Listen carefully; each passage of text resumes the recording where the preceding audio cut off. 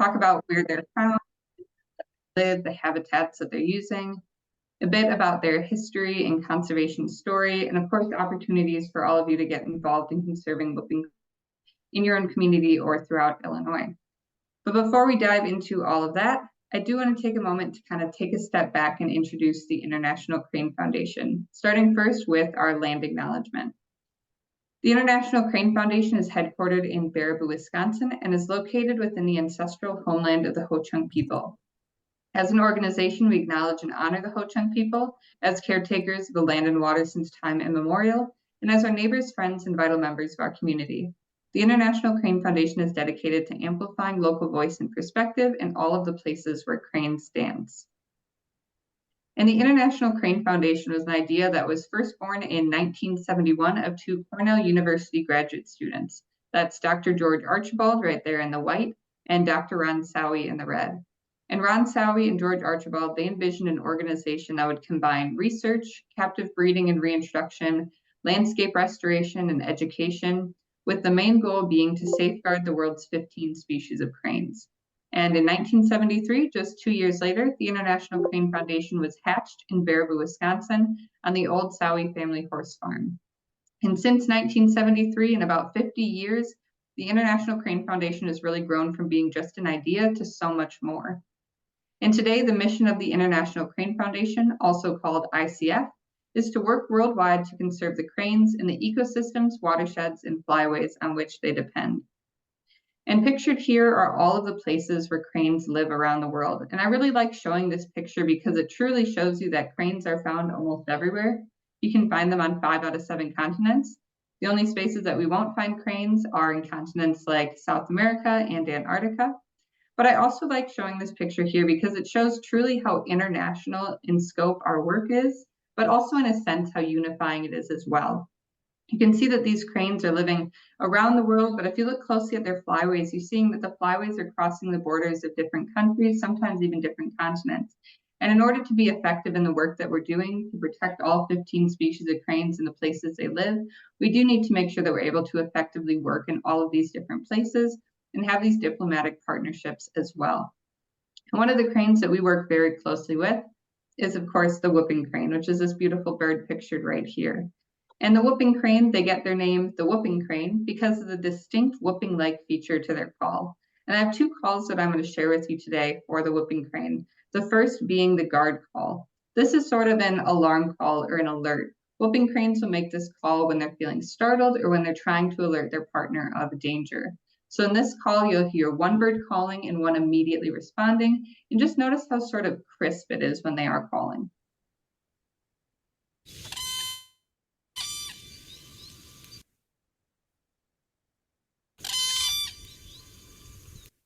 And the next call that I have here, this is a unison call. This call is made between a bonded pair. It's unlikely to happen on their wintering grounds or on migration. It happens much more frequently on their breeding grounds.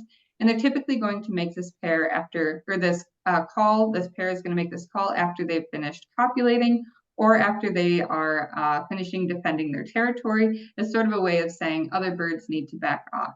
Now I'll play this call for you now, but it's kind of described as an overlapping cacophony of sounds. It's 2 birds calling at the very same time, and it can get quite loud.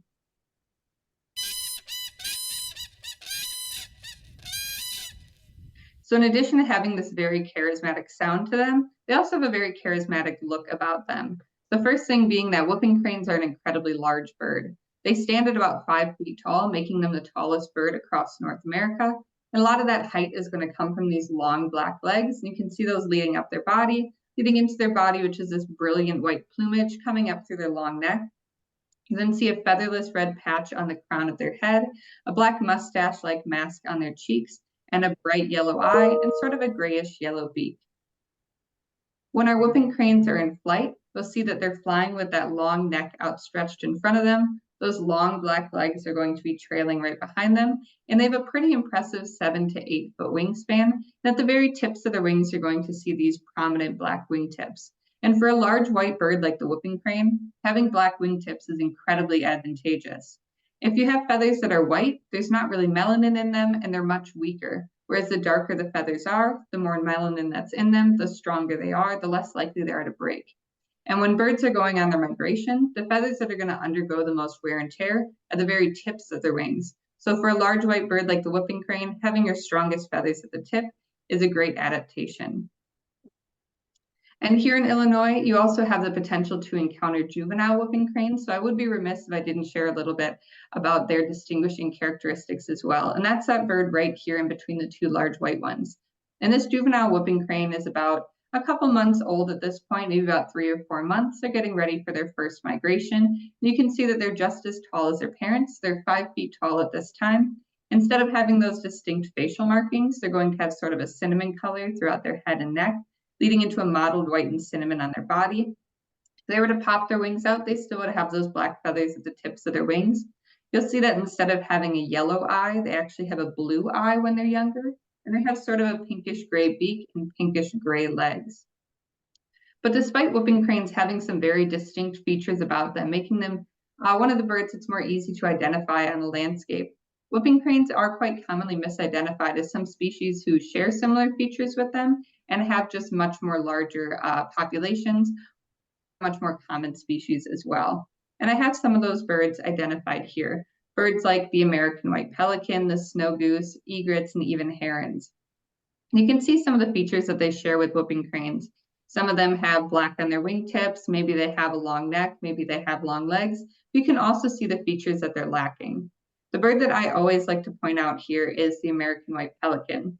Despite these birds looking quite different when you set them side to side, this is a bird that we most frequently get pictures of on migration as the whooping cranes are coming back north, and they're often getting misidentified as whooping cranes.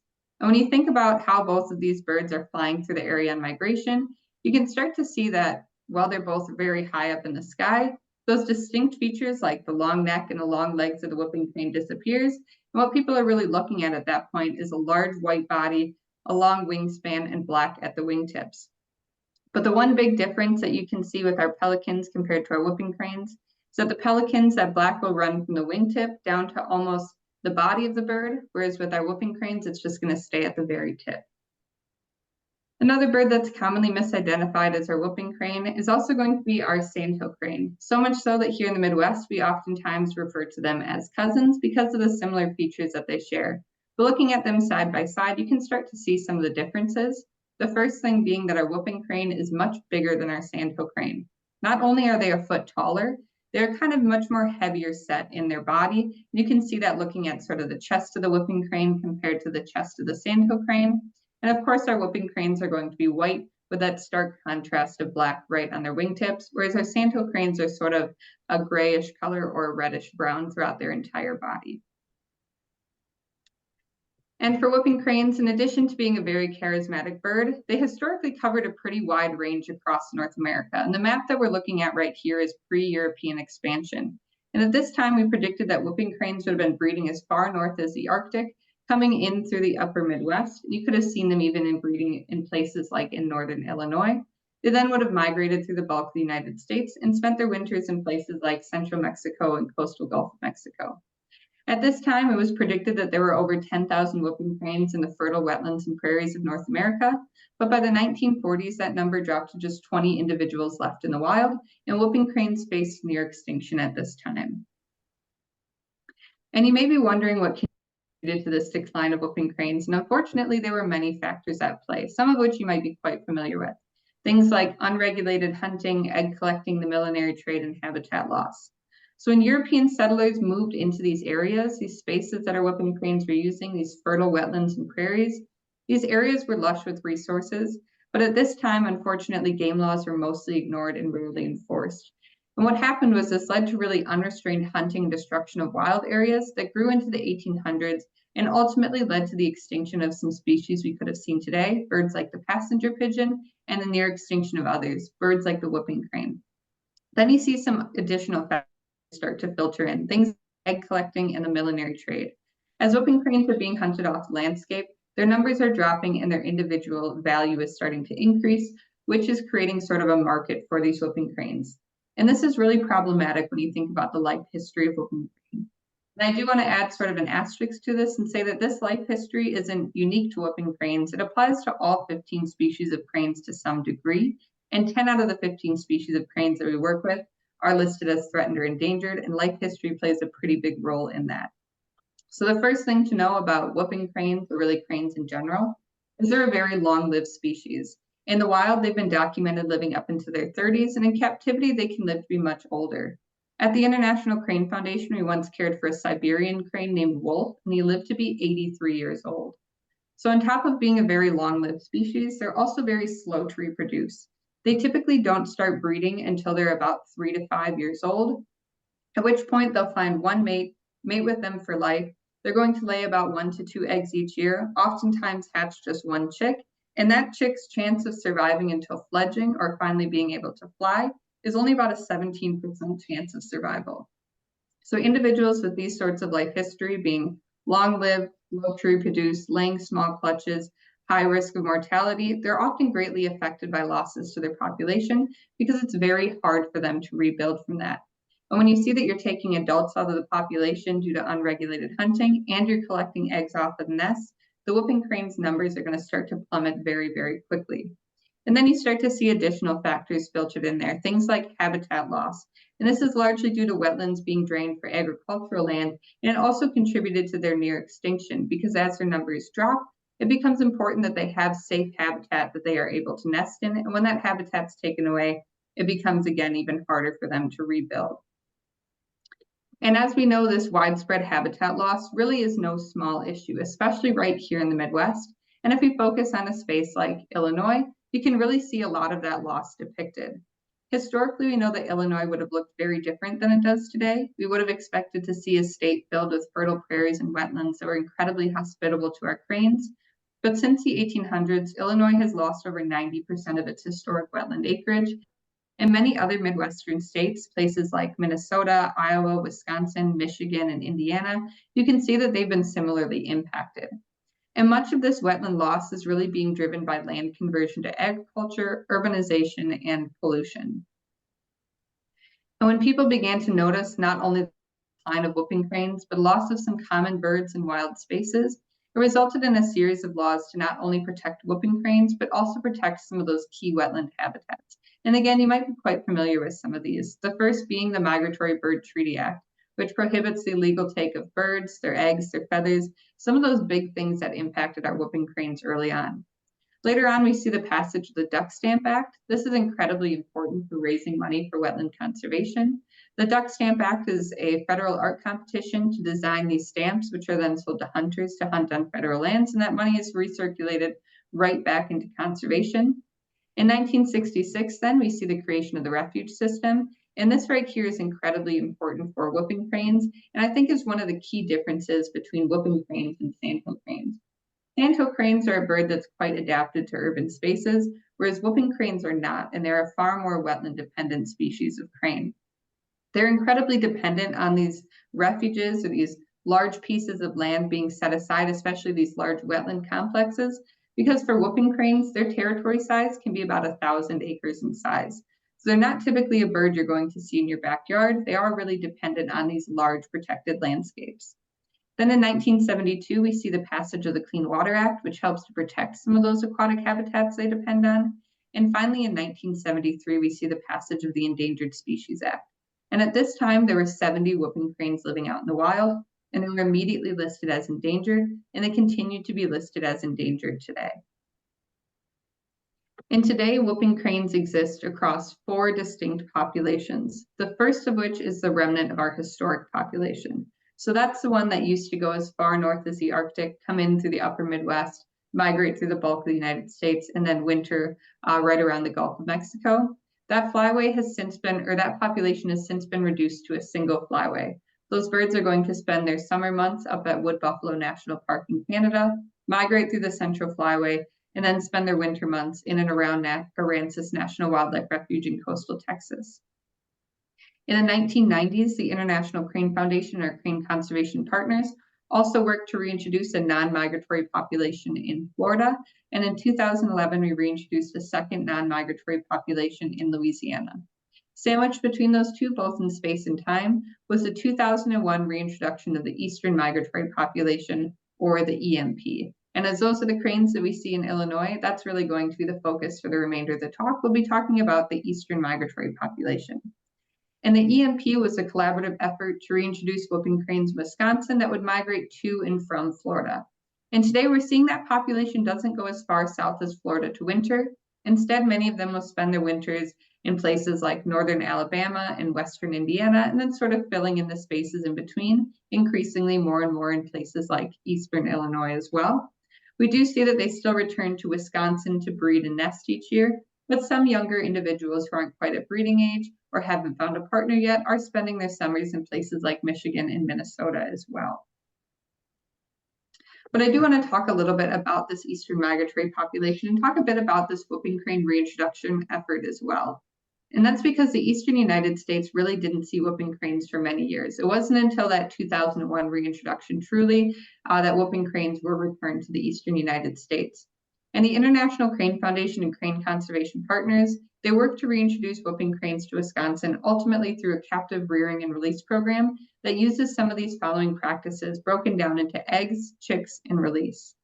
It's also really important to note that this program is still in use, as the eastern migratory population is not self-sustaining, or it's really not at the point where it's not reliant on ICF and our partners to continue having a pretty heavy hand in the management and monitoring of this population, and to continue to release whooping cranes into the wild population.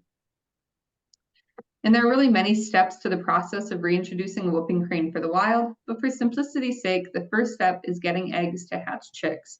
And ultimately, we can do that in one of two ways. The first way being breeding the captive birds that live at the International Crane Foundation. If you've come to visit us before in Baraboo, you might have seen all of the birds that we have on exhibit, and maybe looked across the prairie and seen a place that we call Crane City. We do have all 15 species of cranes that live at the International Crane Foundation year-round. Some of them only stay on exhibit, and some of them live out in Crane City. And out in Crane City, we have about 30 whooping cranes, and those individuals are part of our rearing and release program. And the birds that live in Crane City, we ultimately breed them using artificial insemination, the main goal being to increase genetic diversity for healthy wild populations. We're talking about a species that went all the way down from 10,000 down to 20 individuals. A significant amount of genetic diversity was lost during that time. And whooping cranes, with their life history, they like to make it a little bit difficult in that they want to breed with the same individual for life, year after year after year, and they live for a very long time. So if we didn't sort of manipulate who is breeding with who each year, we wouldn't be able to reintroduce genetic diversity into the population very quickly. So once those birds at the Crane Foundation are bred, they will then lay eggs, and those eggs are incubated for around 30 days. The second method that we use to get eggs is something called double clutching.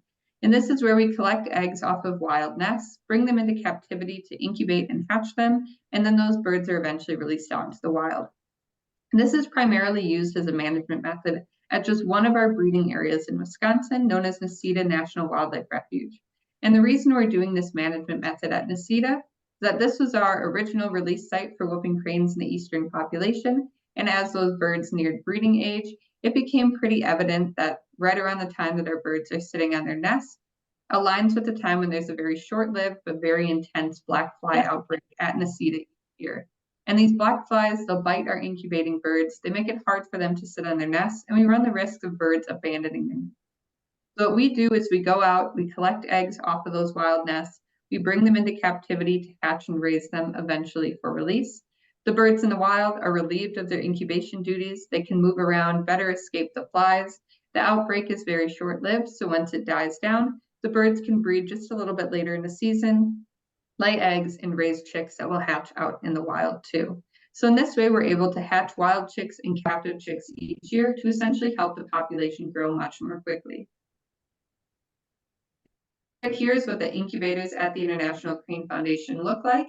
And you can see that we have some eggs in there, and some of them are quite finished with hatching, and some of them are very early on in the hatching process. But we can control temperature and humidity in here, the same conditions as it would be sitting under the parent that is sitting on the egg. But while the picture is wonderful, I do have a short video just to show you kind of a quick video of what these chicks look like when they are hatching out of their egg.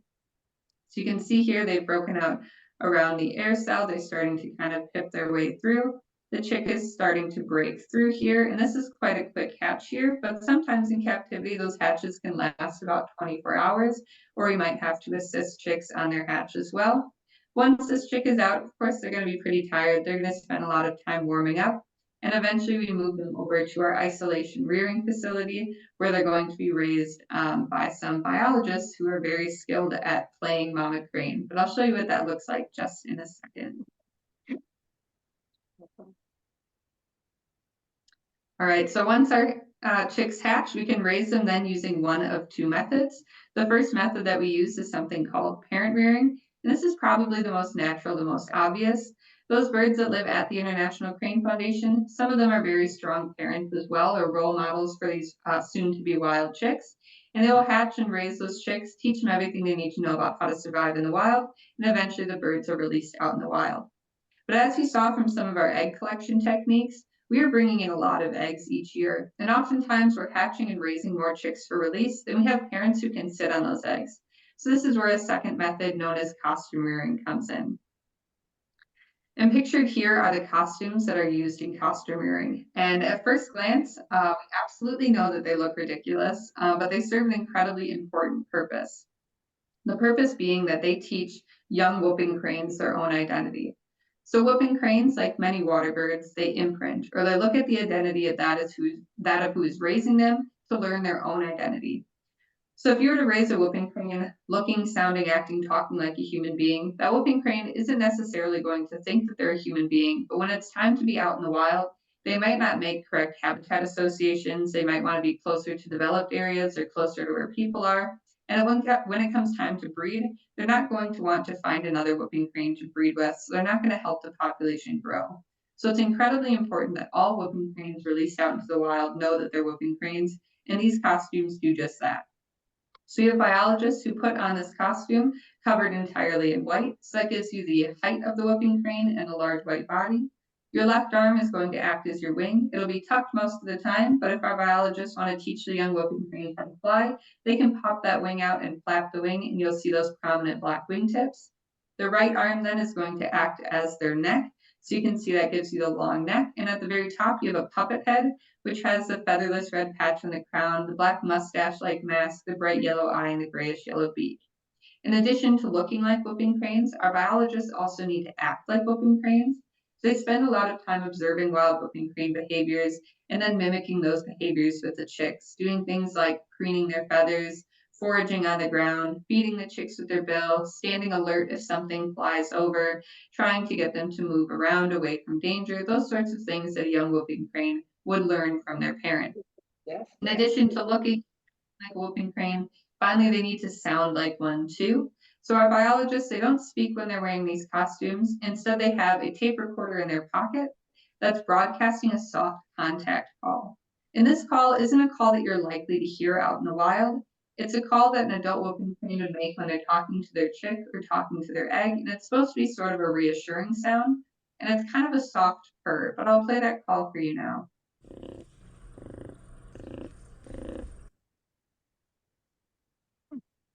And I do a quick video here just to convince you what these costumes look like when they are in action. Right, so we'll be checking out the sky. So. Caretakers wear special costumes designed to hide the human form to prevent the birds from imprinting on people. Knowing they are cranes and not people helps them survive when they are released near wild cranes. Young birds learn the migration route by following older cranes south. And you might be wondering, I said there were 15 species of cranes at the Crane Foundation. If we don't have enough whooping cranes, why don't we just use the other cranes that live at the Crane Foundation to raise these chicks? Why do we have to put these costumes on? And that actually takes us to the first reintroduction of whooping cranes. It was actually in 1975. It was named the Rocky Mountain Experimental Flock. And this flock was created when whooping crane eggs were placed on sandhill crane nests at Gray's Lake in Idaho to be raised or really cross-fostered by the sandhill cranes that lived there and taught a migration route down to Bosque del Apache. However, as the whooping cranes hatched in this flock and neared maturity, it became pretty evident that this population of whooping cranes had imprinted on those sandhill cranes, and they only wanted to breed with sandhill cranes. And this is a huge problem for the recovered species because it creates hybrids. And hybrids are bad for endangered species, essentially because they are lost genetics when it comes to breeding. And we've already lost a lot of diversity in this species already. Offspring run the risk of being infertile. They can also compete with whooping cranes for resources, habitats, and partners, and they may actually exacerbate the risk of extinction for whooping cranes.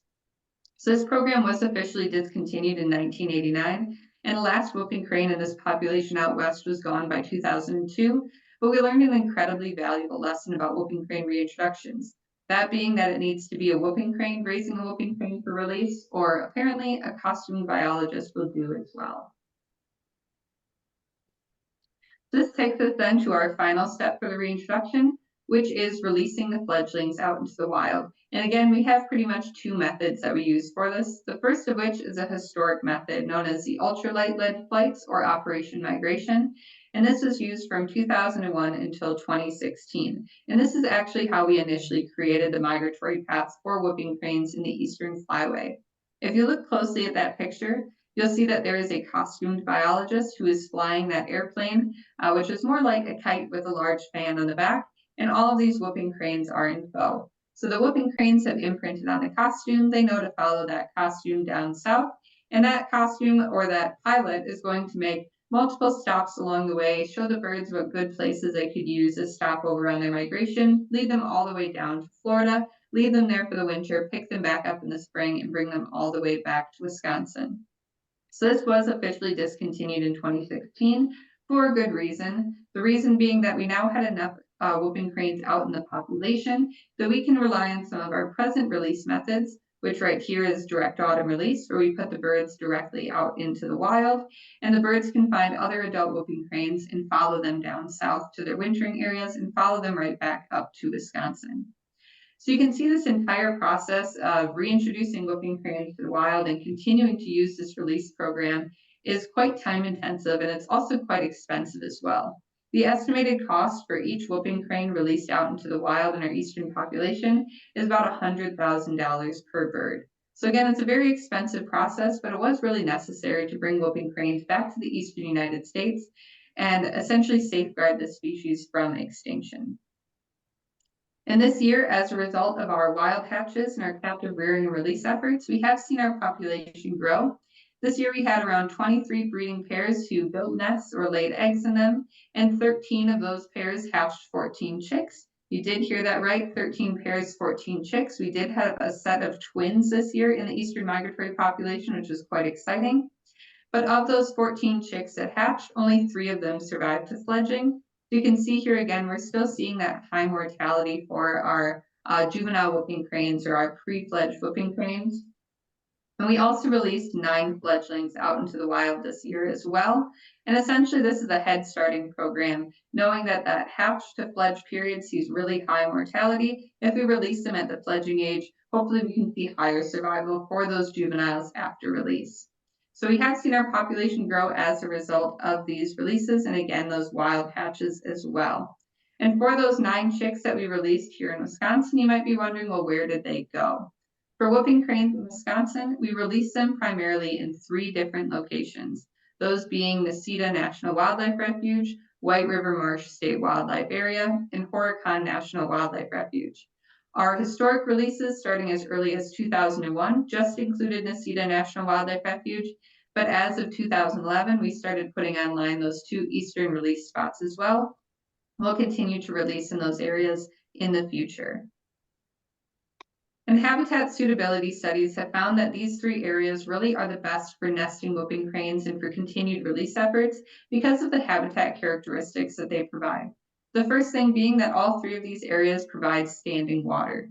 And this is incredibly important for our whooping cranes because this standing water is a great defense against mammal predators. It essentially keeps them safe if they stay in water when they're roosting at night. Mammals that are moving through water are going to be a lot louder than mammals that are walking around on land. And the further that mammals have to travel in water, the more likely they are going to be deterred from going that far. So not only does it act as a deterrent, but it also acts as kind of an alarm clock to keep them vigilant. It's also important to have this shallow standing water because it provides access to a lot of different food resources that our cranes might eat. Things like roots, tubers, berries, crayfish, fish, frogs, really anything that they can get their beak on. The next thing that's important about this water is that it's relatively shallow. And our cranes prefer to be walking through shallow water simply because they're walking. Unlike ducks or other water birds that swim through water and can rely on much more deeper areas or open lakes or even go to more like the center of a marsh, our whooping cranes are really going to be restricted by how deep the water is. And they're going to aim for water that's about hock height or below. That sort of knobby joint there that looks like it would be their knee, but is really their ankle, that's their hock, and they're going to look for water that's about that deep or less. The next thing that's important that these habitats provide is going to be emergent grasses. These emergent grasses are important for our cranes because of the habitat that they provide for the foods that they eat, but it's also important again that this grass isn't too tall or too dense because again, they need to be able to walk easily through that habitat. The next thing that's important for our cranes is what is near that wetland habitat that they're using. And our cranes are going to aim for habitat that has adjacent uplands and agricultural lands. And that's important because these adjacent uplands are great for foraging. Outside of nesting, so migration and wintering, whooping cranes tend to prefer more upland habitat for foraging. They can find different food resources, things like waste grains, roots, tubers, mice, again, anything they can really get their beak on. And you'll often see them in grasslands or agricultural lands during this time. It's also important that these habitats are adjacent to those wetland habitats or even river edges, because despite using these agricultural spaces during staging and migration and wintering, they still need to roost in water at night, again, for that predator protection. Finally, these habitats are important because of what they avoid. First thing being that they avoid tree cover. Tree cover is incredibly important for whooping cranes to avoid, not only because of the collision risk it provides or the fact that the birds can't really take off once they're in a wooded area, but also because tree cover or some of those more wooded habitats, they conceal predators, especially some of those ambush predators that our cranes need to worry about, things like maybe coyotes or bobcats. It's also important that the habitats we release our whooping cranes in avoids collision risks. Things like power lines, building, and heavy vehicle traffic can provide a collision risk for our whooping cranes, and it's important we're not releasing them in habitats that make them confront that sort of risk. So once our whooping cranes are released in Wisconsin, you'll see that they'll spend a lot of time in those areas we're releasing them. So you can see a lot of birds sort of towards west central Wisconsin by Necedah and some of those near eastern Wisconsin by Horicon and White River Marsh. And they're really going to spend the majority of their year in Wisconsin from around March through November. Then they'll start staging or preparing for their migration around September through November, moving to some of those more upland habitats. And when they head out on their migration, you're going to see that a lot of them will fly either through the center of Wisconsin, right through Illinois, and head to places like Indiana and Alabama. And some of them are going to head more southeast, curve around Lake Michigan, and then move south from there. And that migratory movement for our whooping cranes can last as short as one day, especially for those that are staying in places like northwestern Indiana, or it can last as long as about 1 week, though we will start to see, as you can see from some of these dots moving around, that some birds will make additional movements throughout their wintering period. And again, like I said, a lot of those birds are aiming for western Indiana or northern Alabama, but we're also seeing a lot of them in eastern Illinois as well. I went and looked at our database earlier today to see how many whooping crane sightings have been reported in your area since our reintroduction effort, and there have been about 395 whooping crane sightings coming through your area since 2003. And a lot of them, again, moving through on migration or stopping just a little bit further south or a little bit further east on their wintering grounds. So definitely keep an eye out for whooping cranes in your area during fall, spring, and winter, as many of them may be coming through or staying pretty close by. And the reason we're able to keep such a close eye on these whooping cranes and create maps like that and tell you where these birds are spending their time is because all of the birds that are released into our population, and many of the wild patches as well, receive these colorful bands on their legs that essentially allow us to monitor each individual. And those colorful bands will be on one or both legs, and there'll be some combination of white, green, red, and black. And many of them are also given radio transmitters or tracking devices that allow us to find these birds even when we can't see them. Sometimes we're looking for them while we're on the ground using a fancy antenna like the one in that picture right there, scanning for bird signal. And sometimes we're depending on GPS transmitters to tell us where the birds are at, even when we can't see them and even when we're not on the ground near them as well.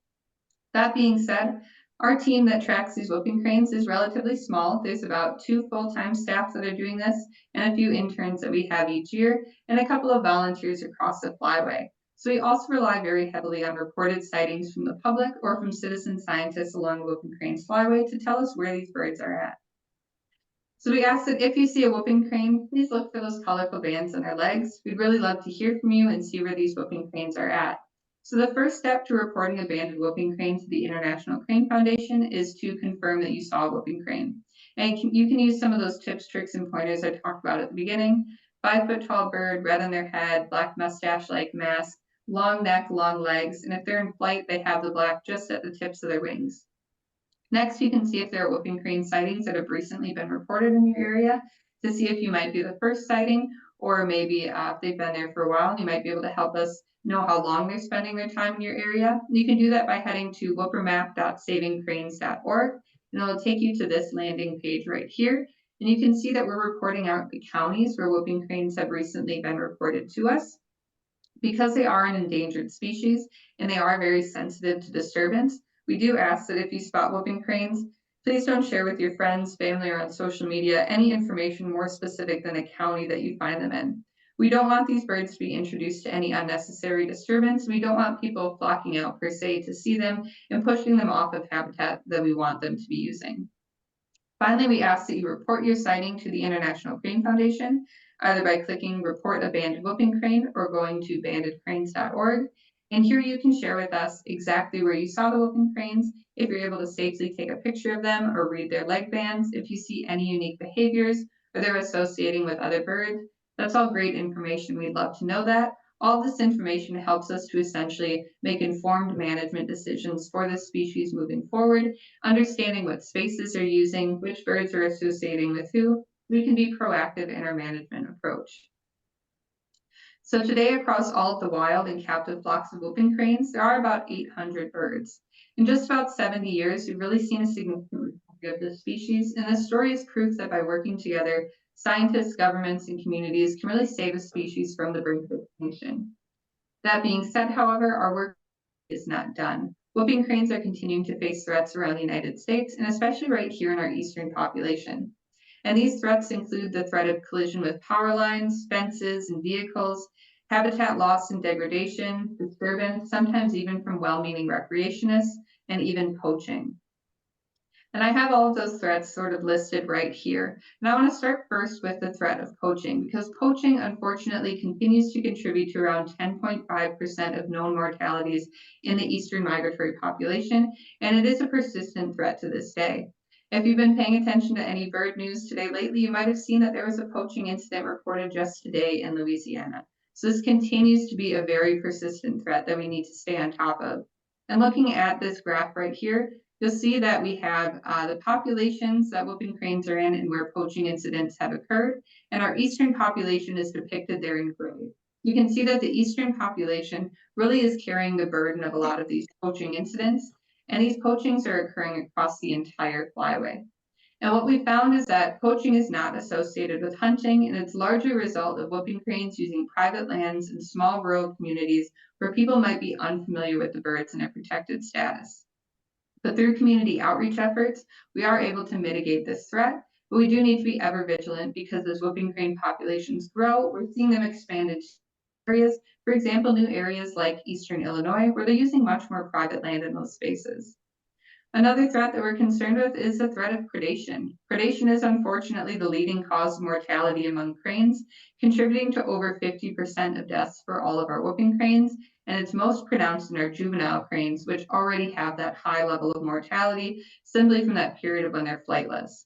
And the majority of identified predators that we've seen for our whooping cranes have been predators like those ambush predators, those bobcats, those coyotes. We do have current studies underway, however, to better inform where we release our birds, to understand those predator communities and that predation risk, habitat manipulations to remove some of that predator ambush cover, and even potential predator aversion trainings for when those birds are still in captivity before they're being released. Another threat that we're concerned with for our whooping cranes is unfortunately the threat of power line collisions or impact trauma, and this is contributing to around 19% of known mortalities for our whooping cranes. And this threat is really greatest in their wintering habitats, their breeding habitats, and any key stopover areas or spaces between roost and forage. So in Illinois, where you do see wintering whooping cranes and some birds stopping over on their migration, the largest threat is going to be in the spaces where whooping cranes are routinely moving from roost to a field that they forage in and back to roost. A lot of that movement is occurring during sunrise and sunset hours when it's not very easy for those birds to see, and it's definitely not easy for them to see a thin line in front of them, especially with their eyes on the sides of their head. So in order to mitigate this threat, the International Crane Foundation is looking at the spaces cranes are routinely using and working with power companies to suggest burying power lines or marking those power lines to remove this threat for whooping cranes and some other large birds that are suffering as a result too. Some other threats that we're seeing for whooping cranes include things like habitat loss, low diversity, disease, and of course, disturbance. And this disturbance is largely occurring at nesting sites and again, often due to those well-meaning recreationists. The great thing about whooping cranes though is that they have some very distinct behaviors, and a lot of those behaviors are ways that they're communicating that they're feeling bothered or disturbed and they want you to take a step back. So if you take a close look at this disturbance picture, you'll see that the red on the head of the whooping crane appears to be going almost to the back of their head. This red on top of their head, this is a featherless patch, and they can push blood into that area and cause that patch to sort of expand. And when they're feeling threatened or disturbed, they will make that red patch expand across the back of their head. They might stand up straighter, pull their head back. They might pull their wings back too. They might even do sort of a stomping parade style walk where they're sort of marching, or they might have their back feathers up. If you see any of those behaviors, those whooping cranes are saying, you're too close, I'm feeling disturbed, and please take a step back and give those whooping cranes their space. So following all this, you might be wondering, well, what can I do to help whooping cranes in my own community? And fortunately, there are many things that you can do to help whooping cranes. The first thing being know how to identify whooping cranes and safely look for them on the landscape. We ask that when you're looking for whooping cranes, please remember to give these birds their space. If you're on foot, please stay at least 200 yards. That's going to be 2 football fields away from those birds at all time. And if you're in a vehicle, about 100 yards away from them. We also ask that again, you don't share where the birds are at on social media with any information more specific than the county that the birds are in. Again, this is to keep these birds safe from disturbance. We also ask that you respect private property. Unfortunately, most of our poaching incidents that we're observing are on private property where people aren't happy about having those birds on their property too. And we ask that if they're on public property, please park in designated parking areas and please stay on the trail. We also ask that you keep an eye out for those colorful bands on their legs and please report your sightings to bandedcranes.org. And if you see any sort of illegal activity or harassment of cranes while you're out, please report that to local authorities. Other ways you can help protect cranes in your own community is by protecting the wetlands and uplands on your property or in your community that cranes might use. Especially with this population growing, it's always good to be proactive about the spaces that cranes might move into. You can also talk to your friends and legislators about cranes and wetlands in your state and opportunities to protect them. And you can head to our website, savingcranes.org, to learn a little bit more about some of the work that we're doing, ways that you can get involved, or even sign our pledge to protect whooping cranes. Alrighty, so I do want to open it up to any questions that anyone might have for me, and I do want to thank you, of course, for allowing me to come here and talk about, again, my favorite topic, whooping cranes, right here in the eastern population.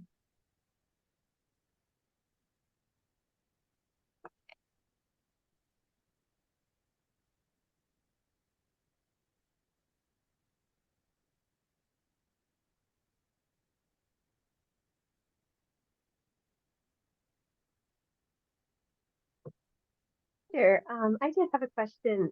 First off, I just wanted to thank you for such a wonderful and informative presentation. It was such a joy to get so much great information, and so cool to see some of those videos and photos you shared as well.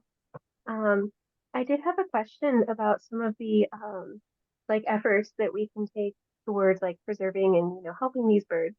You mentioned like some of their predators that they can encounter like on land and stuff. I was wondering if there's been any like significant effects to them in terms of like water pollution from any like oil spills or any other kind of pollution. Is that something we're really seeing as a concern for them, or do they kind of avoid those areas where kind of polluted water can be an issue for them? Yeah, that's a really good question. So a lot of those concerns that we have for whooping cranes with pollution or even things like lead poisoning that we see in water as well sometimes too in those wetlands that whooping cranes are using. We haven't seen any direct lethal effects. A lot of that could come down to the fact that this is a very large bird. So it's not going to be as pronounced of an effect as you might see in like a smaller songbird or something like that.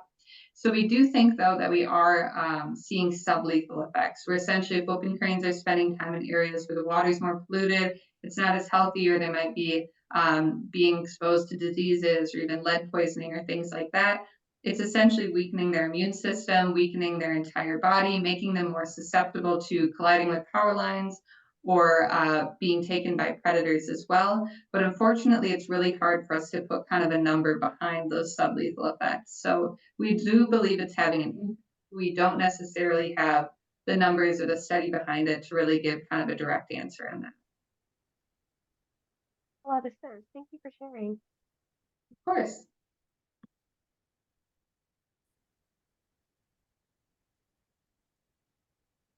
I'm happy to answer any other questions. I can also throw my email in chat if anybody has any questions that come up later or anything else they want to ask about whooping cranes. Could I ask a question? I'm a member of the foundation. I donate to you, and I've never gone to the area where you actually breed the birds. Now, I will be up there in late August, and is there any way I can plan to come over to the Crane City or whatever you call it, just to see what's over there? Yeah, so Crane City is off exhibit to viewers, mostly because we have a lot of birds that are back there, and if they have chicks with them, we don't want those chicks to see people because they're still part of that important imprinting age. There is a time each year, I believe, either during our Evening with the Cranes event or our Member Appreciation Day, where there is a small lottery to go back into Crane City. But our membership manager does manage that. So I can't exactly speak to how many slots or how many people get selected for it, but there is one time each year that people are allowed to join a lottery to go back into Crane City. So who do I contact about that? That would be our membership manager. I believe if you contact the info@savingcranes.org, they can provide more information about that event. Okay. No, I've visited several times, and I'm a member, and I've never gone over there. You have to, I mean, it's quite a distance from the main area. But, well, I might pursue it further because I'd like to learn more or see something different, because I've walked around the area frequently, and you do a very nice job. It's very nicely landscaped and so on. Well, anyway, thanks very much. Of course, thank you. And thanks for mentioning the landscape. We do a lot with our habitat in the area. So if you do come visit us, you can see all 15 species, but we also have some wonderful prairie habitat. A lot of it is remnant and some of it is restored. And we have some savanna habitat that we've spent the past 2 winters opening up the forest canopy to make it more of a gradient into a savanna. And we have some forested trails you can walk into. And actually, just this upcoming week, we're going to have our first burn of the season. So we're still actively working on our prairie management, and it's quite a beautiful, beautiful place to visit. Arg. Hi, I have a question about the radio telemetry. Like, do they have batteries that need to be charged? How are those things functioning for a long period of time so that the birds can be found? Yeah. So we have a few different types of tracking tags that we use. The one that you used with the antenna is a VHF tag, and it has one set battery in it. And once that battery runs out, it's kind of done. Typically for banding birds, you want the tag to not be any heavier than about 3% of the bird's body weight. Luckily, whooping cranes are a pretty heavy bird. They're about 15 pounds, so you can put a pretty heavy tag on them. And the heavier the tag is, the longer the battery life. So those batteries on those tags last about 3 to 5 years. And then we have to replace them at that point. That being said, some birds are walking around with dead batteries because whooping cranes are pretty hard to catch to put new tags on them. So we started putting out different types of tags that use satellites, and those have a little bit longer of a battery life because they have solar panels on them that allow the battery to recharge. But even at that, it'll eventually hit the point where the battery kind of dies off. And those tags that we started putting out are relatively new.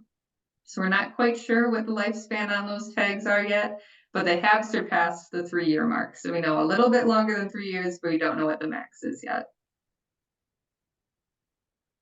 Cool. Thanks so much. What's the current estimate of the population size? And I believe there's a concentration in Port Aransas or Aransas National Wildlife Refuge, maybe Chesahuitzca in Florida, and possibly coastal Louisiana. But it looks like the eastern migratory population is rather scattered compared to the others that I mentioned. Yeah, so our Louisiana population, they're non-migratory, so they stay in the same area year-round. And then the one that is at Aransas National Wildlife Refuge, that's our central flyway, so they stay in and around Aransas in the winter months, and that population is simply just a lot larger. They're about 550 individuals, and then they'll go all the way up to Wood Buffalo to Canada in the summer months. The eastern population right now, it's sitting at about 72 individuals.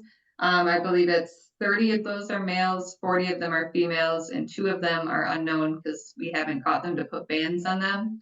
And that population used to go from Wisconsin all the way down into Florida, and then they started shortcutting their migration. And that small population, that non-migratory population in Florida, we don't tend to talk about that one too much because we actually stopped reintroduction efforts out there. We found that there's really unstable habitat with how much development was going on and how many predators they had out there. So those at Chesahuitzca, they are actually moved into Louisiana. So that population isn't going to exist much longer. I think there's only about 3 or 4 individuals still in the population right now, and they're slowly getting moved over to Louisiana. But yeah, the eastern population is a bit spread out, and I think it looks a little bit more erratic looking at the map. Simply because they have sort of shortcut their migration.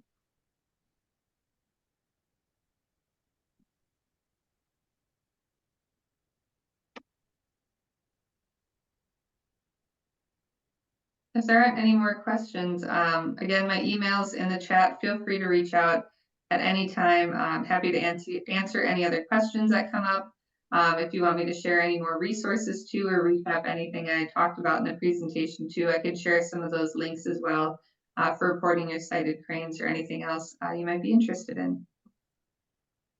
Thank you so much for joining us. Yeah, thank you so much for having me. I appreciate it.